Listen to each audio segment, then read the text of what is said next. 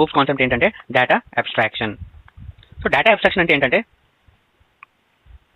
Like ఇప్పుడు example ఏంటంటే ఇప్పుడు నేను మీలో ఒక కాలేజ్లో ఒక స్టూడెంట్ అనేవాడు చదువుతున్నాడు, వాడి పేరు రాజు అనమాట. సో నేను వాడికి అడుగుతాను వాట్ ఈస్ యువర్ నేమ్ అంటే వాడు ఏమని చెప్తాడు, నాకు రాజు అని మాత్రం చెప్తాడు. అండ్ హూ ఆర్ యూ అంటే స్టూడెంట్ అనేది మాత్రమే చెప్తాడు. సో ఈ ఎగ్జాంపుల్స్ మాత్రమే చెప్తాడు. బట్ ఈ cannot tell fully details like వాడి అడ్రస్, ఫోన్ నంబర్, వాళ్ళ ఫాదర్ నేమ్, మదర్ నేమ్, ఇవన్నీ వాడు చెప్పడు. జస్ట్ వాడి పేరు అడిగితే రాజు అని చెప్తాడు అండ్ హూ ఆర్ యూ అంటే స్టూడెంట్ అని చెప్తాడు. బట్ వెనకాల ఉన్న బ్యాక్గ్రౌండ్ డీటెయిల్స్ అనేవి చెప్పడు అనమాట. సో దాన్నే మనం ఎలా అంటామంటే ఈజీ వేలో దాన్నే మనం డేటా అబ్స్ట్రాక్షన్ అనేది అంటాం. Our life everything related to, so మన life our life everything related to oops. So Java, it is Java.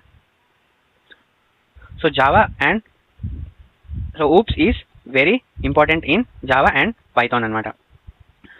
So just explained only oops is not supported by C anamata. Just even in మీ అందరికీ explain చేశాను అంతే కానీ ఇది C లో oops అనేది ఎక్కడ use అవ్వదు అనమాట.